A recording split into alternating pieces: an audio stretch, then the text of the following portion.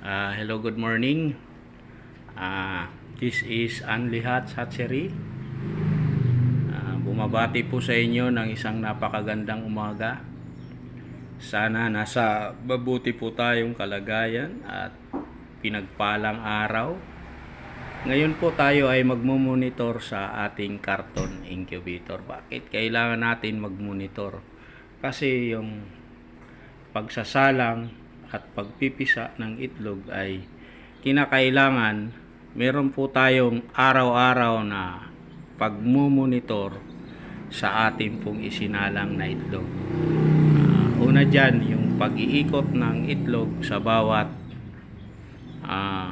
araw ng 3 bisis. Kaya kinakailangan natin i-monitor at saka yung kanyang bigay na temperature.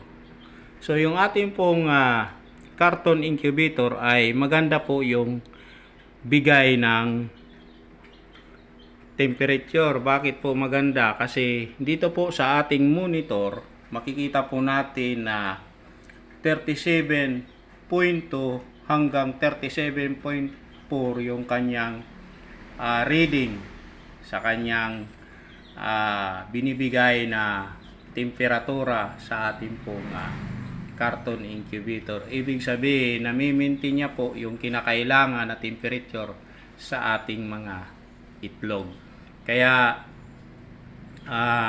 maganda po yung performance ng ating pong carton incubator. So sa pag-i-incubate po ng itlog, tatandaan po lamang natin na kailangan po meron po tayong ventilation. Ano po yung ventilation? Yung pasingawan po, nadadaloy po yung hangin sa loob ng ating incubator. Ito po, meron po tayong butas dito at saka butas dito para dumaloy po yung hangin sa loob. Ayan po. Nandito po yung ating fan para pumasok po yung ating hangin sa loob. Ayan po. At ngayon po ay magdadagdag po tayo ng tubig kung kailangan po tayo ay magdagdag. Ayan po. At iikutin po natin ang ating pong mga itlog nang sa ganon hindi po siya mabubugok. So gusto ko pong liwanagin po sa ating pong manonood na ang pagsasalang or pag-i-incubate ng itlog ay meron pong 4 na sangkap. Ano po ito? Una po, yung temperatura. Kailangan po ay nasa tama po tayong temperatura. Yung bracket po ay nasa 37.2 hanggang 37.8. Kaya pasok po tayo. Tingnan po natin yung ating pong monitor ay nasa 37.2 at saka yung kanyang humidity ay nasa 59% na kung saan po ay yung bracket po nito ay 55 to 65. Ayan. At saka yung ating tubig, ayun po, hindi pa kailangan dagdagan kasi okay pa naman po. Noona po, ventilation, temperature, at saka humidity. Yung pang-4 po ay egg turning. Ayan. Iikot po tayo ng ating itlog. Iikutin po natin para nang sa ganon ay hindi po mabugok ang ating mga itlog. So, bubuksan po natin yung ating carton incubator. Ayan po. Bubuksan po natin yung ating carton incubator at isasandal natin ang kanyang takip. Ayan po. So, narito na po yung ating itlog.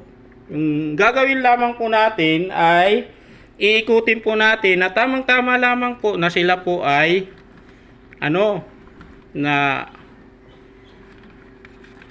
naikot po natin.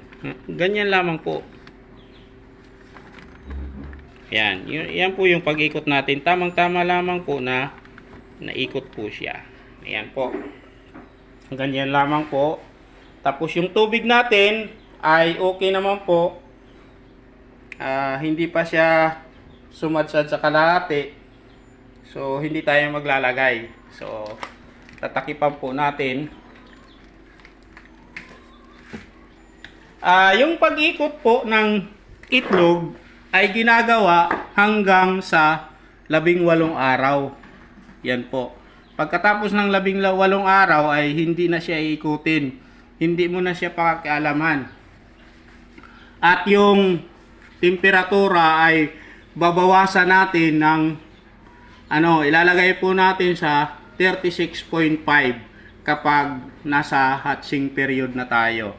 Ayan po. Para po masigurado po natin na yung ating itlog na isinalang sa ating pong carton incubator ay mapipisa.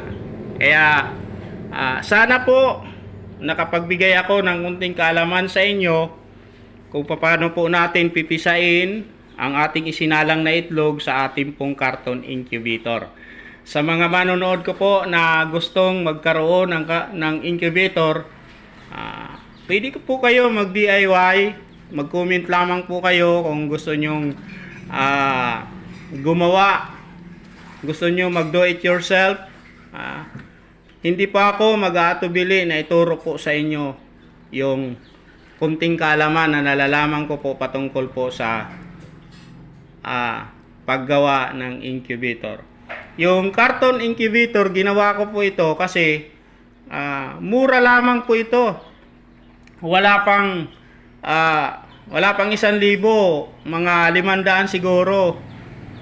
Meron na po tayong incubator. Kasi itong mga gadget na to, katulad po ng controller, ito po ay meron pong mabibili sa Lazada na 140 lang yung isang brand na controller. At saka yung fan, mga 150 lang yan. At saka yung heater natin is mga lang yan, mga 36 pesos, 25 watts.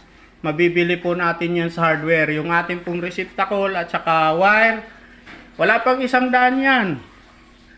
Kaya sa umaga pong ito, malugod po ako na nagpapasalamat sa aking pong mga subscriber na patuloy po tumatangkilik sa aking pong pagbibigay kaalaman sa aking YouTube channel. Kaya salamat po sa mga kung bago ka pa lang na napadpad sa channel na ito, iniimbitahan kita na mag-subscribe at mag-comment nang sa ganun ay lagi po tayong updated sa lahat ng video na aking gagawin. Kaya maraming salamat. Goodbye and God bless.